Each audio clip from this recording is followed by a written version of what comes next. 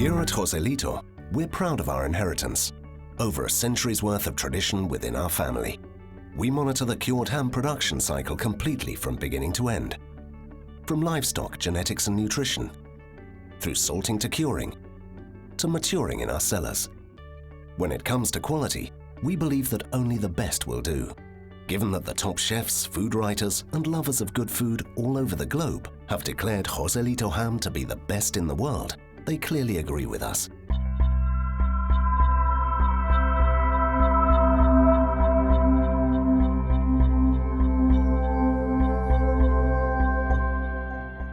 In the following guide to carving, handling and storing Joselito cured ham, we share some of our best kept secrets with you. We show you how to carve a whole ham so that you get the best and most out of every bit of it, and enjoy all the inimitable nuances and subtleties that make Joselito cured ham such a gastronomic treat. All Joselito hams are obtained from pigs of the Iberico breed that have been fed on acorns, grass and other natural products of the dehesa, wooded pasture land, where they range freely. As a result, they have certain distinctive characteristics that are discernible even from the outside. A Joselito ham is a long, elegant shape with a slender foreleg, black hoof, V-shaped incision, and fat that oozes when pressed with the fingers. Each ham also bears an identity tag and another tamper-proof one that shows not only the serial number ID, but also the year the ham started its curing process, like the system used for vintage wines. This enables our consumers to appreciate the end result of the long, slow curing and maturation processes. Parts of the ham. There are 4 different areas on a ham, each with different characteristics. The round side of the ham, the matha, is the juiciest part and the one on which there is most meat. The barbilla, the side opposite the matha, is narrower and usually more thoroughly cured. This is the leanest and least juicy part of the ham. The punta, the wide end of the ham at the opposite end to the hoof, is full of flavor and rich in fat content. The cordillo, in the upper part of the matha, is particularly delicious, very sweet and aromatic. The place where the ham is to be sliced must be clean, safe and convenient to work in. A ham stand is essential for slicing ham properly. It must be positioned at a comfortable hand height for the carver and be perfectly level and stable. Ham stands come in various models, and it's important to find the type best suited to your needs. It is vital that it holds the ham firmly and that its base is non-slip. 3 types of knife are needed for carving a Joselito cured ham. A long flexible knife, a ham knife used for slicing. A serrated knife, like a bread knife, used for removing the skin. A short, sturdy knife with a pointed tip, a boning knife, used for making precise cuts in the more angular parts and for the important task of separating ham from the bone. You will also need a sharpening steel. This is essential for keeping knives sharp. Good, well-maintained tools will enable you to carve smoothly and effortlessly. For those times when presentation is particularly important, tongs can be used for arranging cut slices on a serving dish. The first thing is to decide where to start cutting your Joselito ham. If it is going to be eaten quickly, the matha is the place to start, securing the ham in its stand with the hoof facing upwards. However, if the ham is likely to be eaten more slowly, as is generally the case at home, it is better to start at the barbilla, the reason being that this is the least fatty part of the ham and will therefore tend to dry out sooner than the rest. The recommended carving temperature is around 25 degrees centigrade. For the flavors and aromas of a Joselito ham to be enjoyed to the full, it should be kept at that temperature for a few days before carving, approximately 2 weeks. The first step is to use the serrated knife to make an incision around the foreleg in the narrow part of the ham, near the bone. This part is tough, so a firm hand is needed. Remove the skin by slicing towards the previous crosswise cut.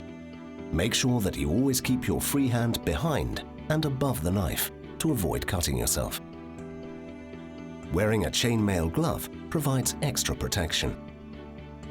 Once the skin has been removed, the outer layers of deep yellow-colored fat must be cut away. Always start at the hoof end and slice towards the thigh bone.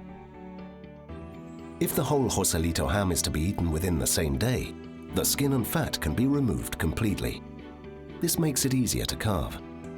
However, if it is to be eaten over a longer period, you should only cut away the skin and fat from the part that is to be eaten immediately, leaving the rest in place as protection against the effects of exposure to the air. Several of the slices cut from the first layers of white fat should be set aside. They will come into play later as protection for the ham once you have finished slicing. It is very important for the cut area of the ham to be clean and clearly delineated so that it can be covered to prevent its drying out and taking on a rancid taste. Be sure not to remove any white fat from the interior. Joselito ham's healthy fats are the source of its marvelous flavor, in which the combination of fat and lean is a key element. This fat is aromatic, full of flavor, delicately juicy, and furthermore, good for you. Start cutting in the part known as the matha. Use the ham knife intended for slicing. Beneath the first layer of fat is the lean meat, liberally marbled with fat. When you reach the thigh bone, use the boning knife to cut decisively around the bone so that you can separate it from the ham. This will make it easier to extract slices from this part of the joint. As the bone reappears at surface level, repeat the same operation. Continue cutting slices from the surface you started with and from the new surface, the punta that has appeared behind the bone. The blade of the knife should be pressed firmly against the ham, and the back and forth slicing movement should be slow and rhythmic without you ever having to exert force. If the knife is properly sharpened, it will glide along easily and respond to a light touch, rather like playing the violin. All your freehand has to do is to take away the cut slices. Remember to keep it above and behind the knife blade. The aim is to achieve small, thin slices, some 4 to 5 centimeters long. All the slices should contain enough lean and fat meat for the flavor to be enjoyed to the full. The cut surface must always be flat and perfectly horizontal, without any steps or curves.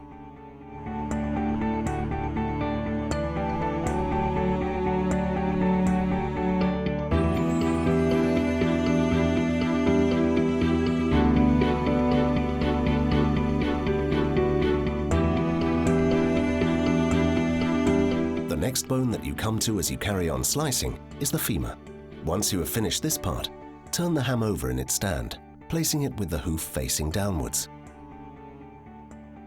Start with the babilla. This is the narrower part of the ham, and it contains less fat. In consequence, it will have matured more rapidly than the wider matha. Begin by cutting away skin and fat, just as you did with the matha, though in this case less fat should be removed. We recommend that you cut slices that incorporate a little edging of outer fat to make them more appetizing. Turn the ham over again and continue slicing the punta.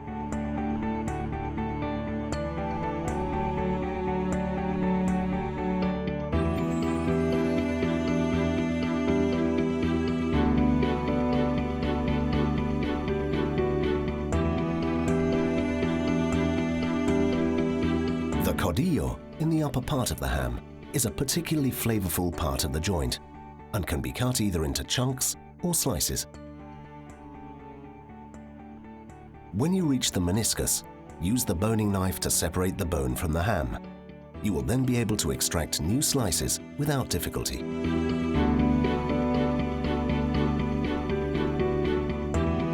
Once you have finished carving the ham to obtain slices, turn your attention to its more muscular parts.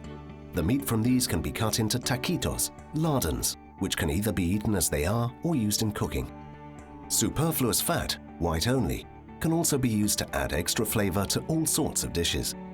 It's a favorite with top restaurant chefs for that reason. Even the bone, despite having been picked completely bare, is an excellent source of flavor for meat and vegetable soups, stews and stock.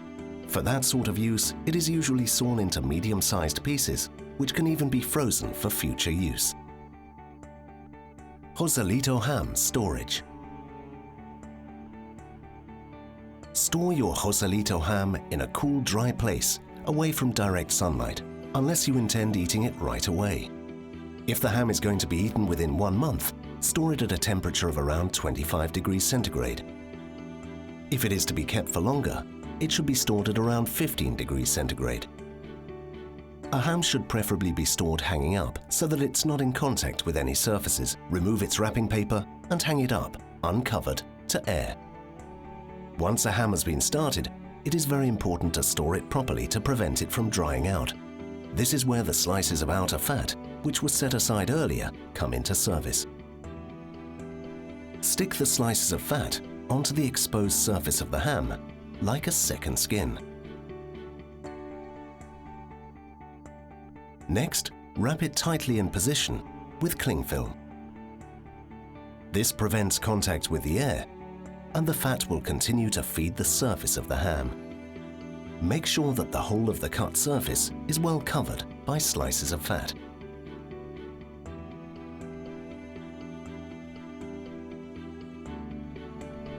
Leaving slices of ham exposed to the atmosphere must be avoided at all costs.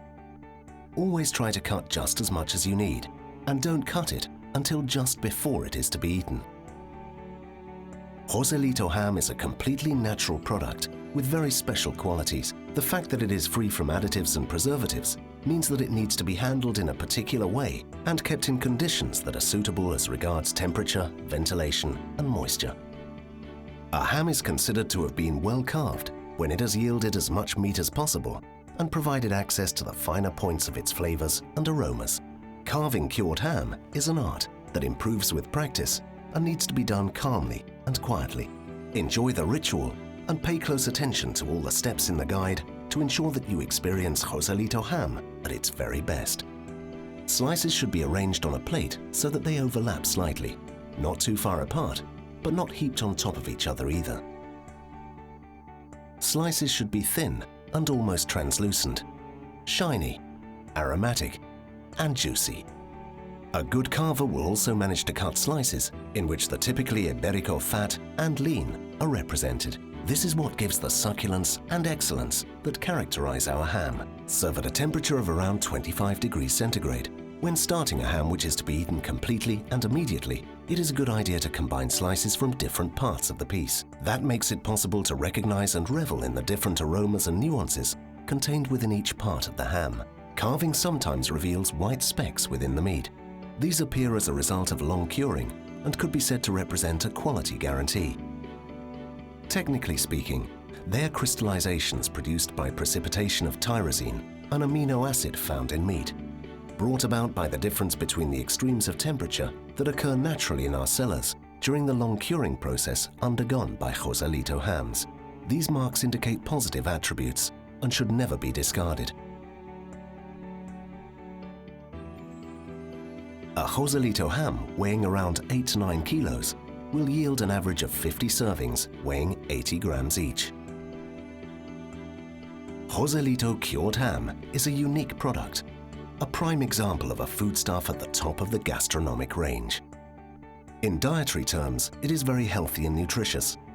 Because our animals are fed on 100% natural foods, mainly acorns, Joselito ham accumulates beneficial fatty acids, primarily oleic acid that is also found in olive oil.